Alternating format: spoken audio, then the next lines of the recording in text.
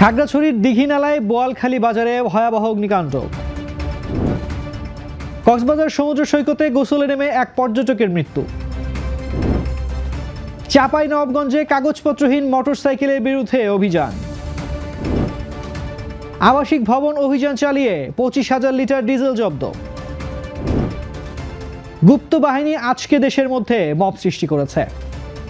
আমন্ত্রণ জানাচ্ছি বাংলাদেশ প্রতিদিন সারা দেশের সব খবরে। এতক্ষণ শুনছিলেন সংবাদ শিরোনাম, এবারে বিস্তারিত জানাবো আমি তানজির রহমান। করোনা বা যে কোনো ভাইরাসের এগেইনস্টে ফাইট মানি ব্যাকট্রলের লেফট রাইট। খাগড়াছড়ির দীঘিনালা উপজেলার ঐতিহ্যবাহী বোয়ালখালী বাজারে ভয়াবহ এক অগ্নিকাণ্ডে অন্তত 35টি বিভিন্ন দোকান সম্পূর্ণরূপে পুড়ে গেছে। বৃহস্পতিবার মধ্যরাতে বাজারের কাপড়ের গলিতে এ আগুনের সূত্রপাত হয়। স্থানীয় সূত্রে জানা যায়, দোকানের গলির উপর দিয়ে ঝুলে থাকা বৈদ্যুতিক তার থেকে শর্ট সার্কিটের মাধ্যমে আগুনের সূত্রপাত হতে পারে। দ্রুত আগুন ছড়িয়ে পড়ে আশপাশের দোকানগুলোতে, ফলে মুহূর্তেই ব্যাপক ক্ষয়ক্ষতি ঘটে।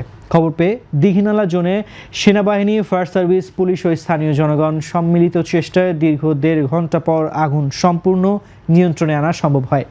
দীঘিনালা উপজেলার ফায়ার সার্ভিসের কর্মকর্তা পঙ্কজ জানান, 35টি দোকান আগুনে পুড়ে যায়। বৈদ্যুতিক শর্ট সার্কিট থেকে আগুনের সূত্রপাত ঘটতে পারে বলে জানান তিনি। পুড়ে যাওয়া দোকানগুলোর মধ্যে জুতা, সোনা, সেলুন ও কাপড়ের দোকান রয়েছে। স্থানীয়রা জানান, আগুনে ক্ষয়ক্ষতির পরিমাণ প্রায় 4 কোটি টাকার মতো। কক্সবাজার সমুদ্র সৈকতে গোসল করতে নেমে এক পর্যটকের মৃত্যু হয়েছে। নিহতের নাম মেহেদি হাসান। তিনি বান্দরবানের আজিজ নগর এলাকার বাসিন্দা বলে জানা গেছে। জানা যায়, বন্ধুদের সঙ্গে ঘুরতে এসে তিনি সমুদ্রে গোসল করতে নামেন। এ সময় হঠাৎ স্রোতে ভেসে গেলে লাইফ গার্ড কর্মীরা তাকে উদ্ধার করে কক্সবাজার সদর হাসপাতালে নিয়ে যায়। পরে কর্তব্যরত চিকিৎসক তাকে মৃত ঘোষণা করেন। চাঁপাইনবাবগঞ্জে জ্বালানি সংকটের প্রেক্ষাপটে কাগজপত্রহীন মোটরসাইকেলের বিরুদ্ধে অভিযান জোরদার করেছে ভ্রাম্যমাণ আদালত। জেলা প্রশাসনের উদ্যোগে পরিচালিত এই অভিযানে শহরের বিভিন্ন গুরুত্বপূর্ণ সড়কে তল্লাশি চালানো হয়। এ সময় বৈধ কাগজপত্র না থাকায় একাধিক মোটরসাইকেল জব্দ করা হয় এবং চালকদের জরিমানা করা হয়। সংশ্লিষ্টরা জানান, জ্বালানি সংকটের সুযোগ নিয়ে অবৈধভাবে মোটরসাইকেল ব্যবহার ও জ্বালানি অপচয় রোধে এই পদক্ষেপ নেওয়া হয়েছে। ভ্রাম্যমাণ আদালতের ম্যাজিস্ট্রেট বলেন, আইন অমান্য করে সড়কে চলাচল করলে কঠোর অবস্থান নেওয়া হবে। একই সঙ্গে তিনি বৈধ কাগজপত্র ছাড়া কোনো যানবাহন ব্যবহার না করার জন্য সবাইকে সতর্ক করেন। অভিযান চলমান থাকবে বলেও জানিয়েছেন সংশ্লিষ্ট কর্তৃপক্ষ। শেরপুর শহরের একটি 5তলা আবাসিক ভবনের নিচতলায় 25,000 লিটার তেলের ট্যাঙ্ক বানিয়ে ডিজেল মজুত করার অভিযোগে এক ব্যবসায়ীকে জরিমানা করেছে ভ্রাম্যমাণ আদালত। জব্দ করা হয়েছে 18,000 লিটার ডিজেল।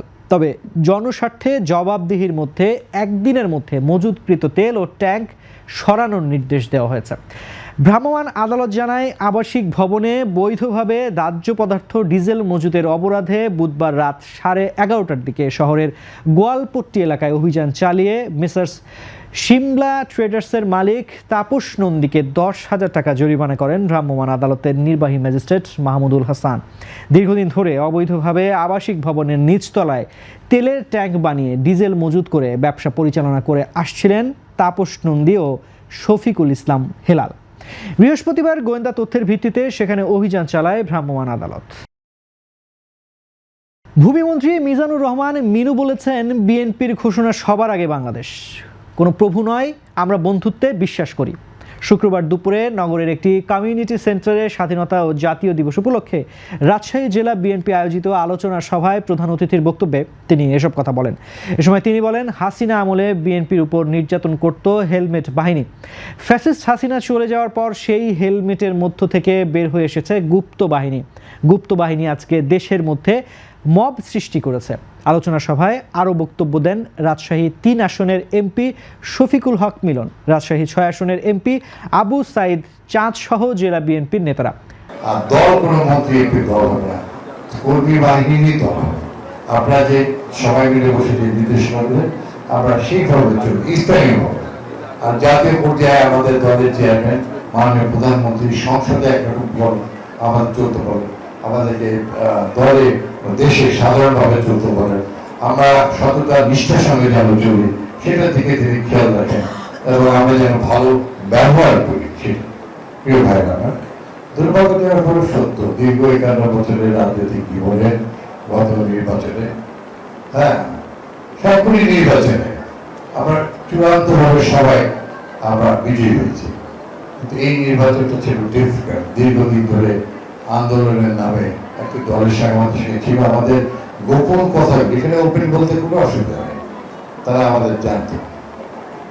যেদিন ফ্যাসিস্ট খুনি হাসিনা দেশ ছেড়ে দেয় সেদিনই আমাদের সামনে চলে আসে যাদেরকে আমরা দেখতাম রাজপথে আমাদের ছেলেদের উপরে, মানুষের উপরে বড় বড় সমাবেশগুলিতে ভীষণভাবে অত্যাচার করত।